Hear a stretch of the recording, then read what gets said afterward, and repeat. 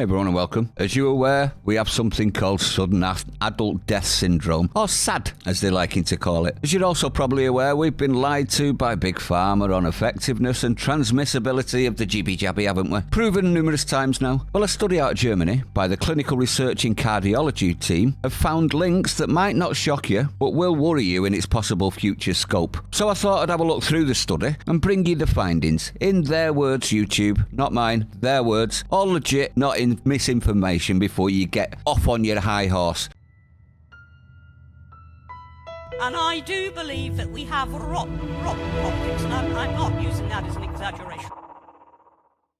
Let's have a read through, shall we? Cases of myocarditis discovered clinically by laboratory tests and imaging have been described in the context of mRNA-based anti-SARS-CoV-2 vaccination. Autopsy-based description of detailed historical features of vaccine-induced myocarditis is lacking. We describe the autopsy findings and common characteristics of myocarditis in untreated persons who received anti-SARS-CoV-2 vaccination. I'm going to start calling that the jibby-jabby. Standardised autopsies were performed on 25 persons who had died unexpectedly and within 20 days after the jibby-jabby. In 4 patients who received an mRNA jibby-jabby, we identified acute epimyocarditis without detection of another significant disease or health constellation that may have caused an unexpected death. So they ruled out all other options and the only thing that was left was the mRNA. Histology showed patchy interstitial myocardial T-lymphatic infiltration predominantly of the CD4 positive subset associated with mild myocyte damage. Overall autopsy findings indicated death due to acute arrhythmogenic cardiac failure. Thus, myocarditis can be a potentially lethal combination following mRNA-based jibby-jabbies. Cases of epimyocarditis have previously been documented after immunization against smallpox or influenza in the vaccine adverse events reporting systems. Recently, unusual cases of epimyocarditis after vaccination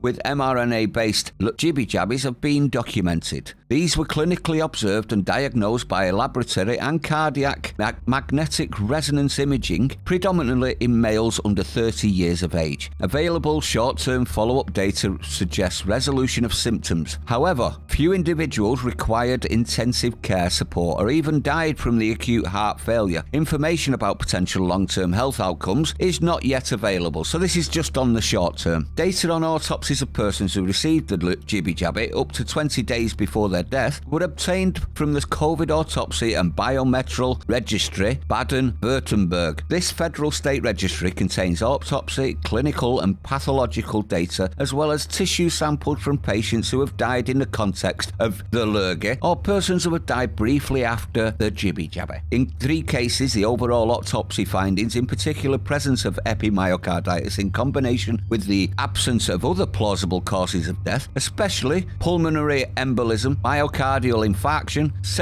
severe brain infarction or bleeding or cardiac disease, together with the close temporal association with the vaccination event, led to the conclusion that vaccination was the likely cause of myocarditis and that this cardiac infection was the cause of sudden death. Several cases of myocarditis following the jibby-jabby have been published now. Symptoms typically occur within the first 3 days following the second dose of the jibby-jabby, Comirnaty and Spikevax respectively, and young male patients presenting with chest pains are predominantly affected. So there you go. In a study, they're actually coming to the conclusion that everything else has been discounted and the only thing left that would explain myocarditis is the jibby-jabby. Now these aren't my words, obviously. I will put a link in the description for the study itself, so if you do want to go and have a look into it a little bit more deeply, please do. I have brought you the most important parts though. Pass this on, everybody needs to know. It is quite worrying for the future, isn't it? If this is just the short term, what's going to happen in the long term? How many people were jibby-jabbied? Just a thought. So you can understand why I brought it to you, and you can understand why the German medical associations and cardiology teams have actually done this study. We expected this to be true, but now we've got the proof. Here's the receipt, here's the sources. Pass it out, everyone. Make sure you share this. Stay sane. I'll see you on the next one.